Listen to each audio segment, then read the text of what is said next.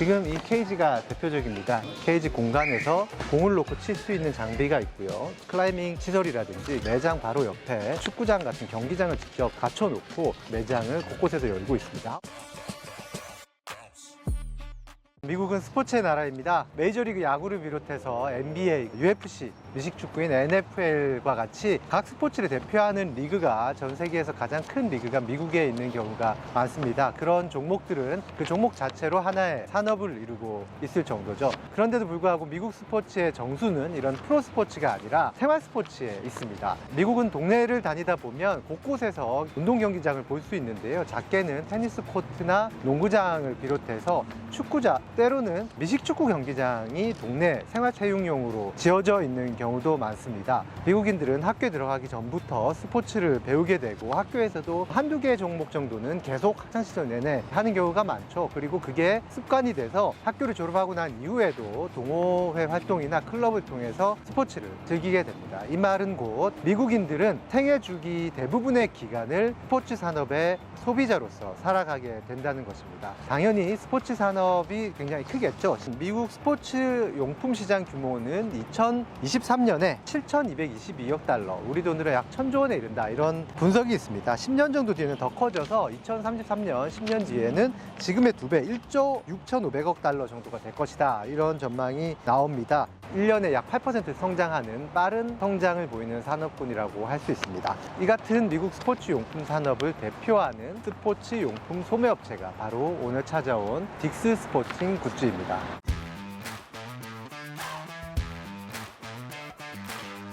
들어가 보시면 이렇게 한두 가지 종목이 아닙니다. 캠핑용품도 보이죠? 어린이 야구용품입니다. 야구 장갑도 이렇게 있고요. 개인적으로는 홈디포와 함께 가장 미국적인 문화를 대변하는 소매업체가 바로 이 딕스 스포팅 굿즈가 아닐까 싶은데요. 홈디포 같은 경우에는 미국의 주택 중심의 주거 문화, 집주인이 직접 여러 가지 공구를 가지고 집을 유지 관리하는 그런 주거 문화를 대표하는 그런 소매업체가 홈디포라면, 여기는 전 생애 주기에 걸쳐서 스포츠와 함께 살아가는 미국인들의 문화를 대변하는 그런 소매업체라고 볼 수가 있습니다.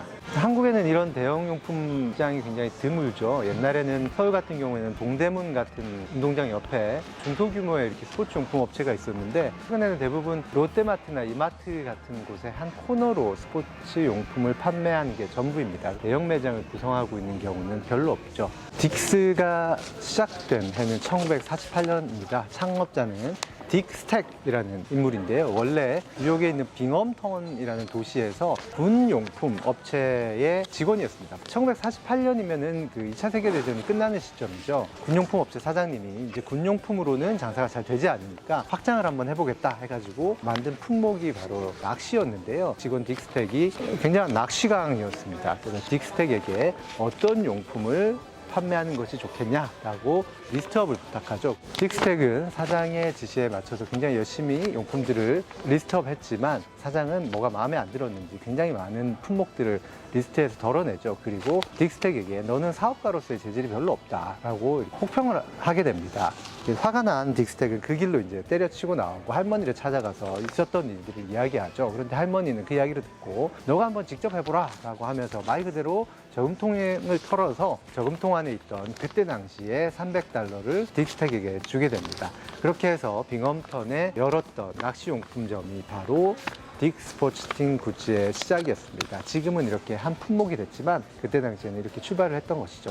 창업 초기까지만 하더라도 딕스 스포팅 굿즈의 성장 속도가 그렇게 빠른 것은 아니었습니다. 1948년에 오픈을 했는데 1970년도에 지금 판매하는 제품과 같은 구색을 갖추기는 했지만 그때 당시까지만 해도 매장 수는 단 2곳이었습니다. 딕스가 빠르게 성장을 했던 거는 딕 스택의 아들인 에드 스택이 업체를 인수한 1984년 이후입니다. 회계사였던 에드 스택은 당시 유행했던 유통업계 전략, 그러니까 대형화 전략을 적극적으로 채택을 해서 큰 주차장을 갖추고 이렇게 넓은 매장에 다양한 제품을 선보이게 됩니다. 그리고 어려움에 빠진 경쟁사들을 인수하면서 이제 외형을 불려나갔는데요. 한때 스포츠용품 업계 최강자였던 업체는 스포츠 오소리티라는 업체였는데요. 이게 2000년 초반에 딕스 스포츠가 인수를 하게 됩니다. 그래서 지금 딕스 스포츠는 시장의 14.2% 정도를 장악하는 스포츠 용품 업계의 최대 업체입니다. 그렇다면 왜 같은 스포츠 시장이라는 배경 산업을 갖추고 있음에도 불구하고 어떤 곳은 크게 성장하지 못하고 왜 딕스 스포츠는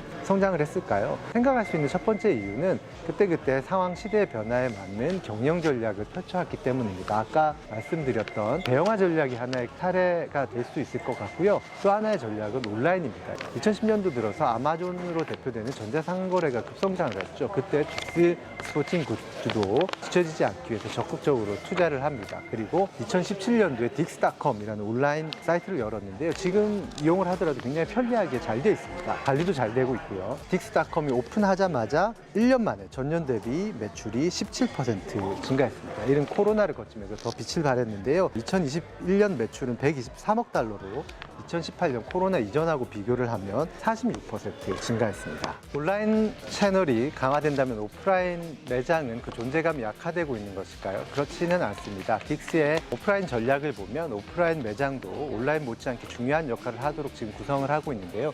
바로 고객들이 제품을 직접 체험하고 자신에게 맞는 제품을 고르도록 하는 기능입니다. 지금 이 케이지가 대표적입니다. 이곳은 케이지 공간에서 공을 놓고 칠 수 있는 장비가 있고요. 저기 있는 방망이를 휘둘러서 실제로 공을 세게 쳐도 안전하게 이렇게 구축해 놓고 있습니다. 딕스는 오프라인 체험이라는 컨셉트를 오프라인 매장의 주요 전략으로 오히려 확장을 시키고 있는데요.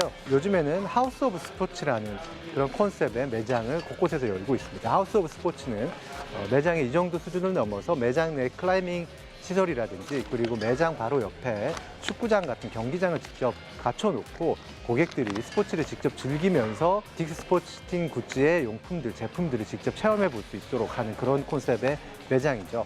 딕스는 미국 증권당국이 제출한 보고서에서 이런 하우스 오브 컨셉트 같은 새로운 오프라인 매장이 앞으로 미래에 굉장히 중요할 것이다라는 의견을 내기도 했습니다. 그리고 스포츠 팬이라면 성별이나 나이, 소득과 관계없이 충성 고객으로 만들겠다 그런 전략도 읽히는데요.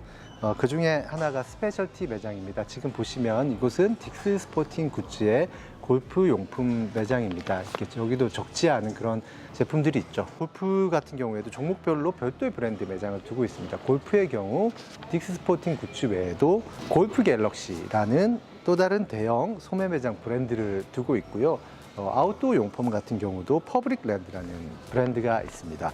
그러니까 골프 처음에 시작을 하거나 일상적으로 쓰는 그런 용품 같은 곳은 딕스에서 구매를 하고 보다 디테일한 장비 구매를 원한다. 그러면 골프 갤럭시에 가서 구매를 할 수 있도록 해놓은 것이죠. 스포츠에 빠져드는 순간부터 전문가가 되는 그 순간까지 한번 입문한 고객들은 놓치지 않겠다라는 의지를 볼 수 있는 셈이죠. 이런 노력이 힘입어서 딕스 스포츠는 지난 5월에 1분기 매출이 모든 소득 계층에서 일정하게 상승을 했다라는 보고를 하기도 했습니다. 딕스 스포팅 굿즈의 또 다른 장점은 아마 재고 처리 능력이 아닐까 싶습니다. 딕스는 딕스 웨어하우스라는 또 다른 형태의 매장이 있습니다. 말 그대로 아울렛 같은 할인 매장인데요. 딕스 스포팅 굿즈를 비롯해서 저기 골프 갤럭시 이런 스페셜티 브랜드, 여러 브랜드들에 있는 매장에 재고품을 모아서 저렴한 가격으로 판매를 하게 됩니다. 딕스 같은 경우에는 자체 브랜드 매장들의 재고를 처리할 수 있는 자체 유통 채널을 구축을 함으로써 현금 흐름 개선이나 비용 절감 그리고 재고 처리에 아주 강점을 지니게 되는 것이죠. 말씀을 나누는 사이에 골프 갤럭시에 다 왔습니다. 골프 애호가들을 위한 또 전문 매장이 되겠죠. 골프 연습 장비들 코너가 따로 있고요. 골프 가방과 클럽이 아주 많이 있는 것을 볼 수 있습니다. 퍼포밍 피팅 센터가 있어서 자신에게 맞는 클럽, 장비를 디테일하게 고를 수 있는 서비스도 제공을 하고 있습니다. 일반 스포츠 골프 애호가뿐만이 아니라 전문적인 골프 애호가들의 수요도 잡을 수 있는 것이죠.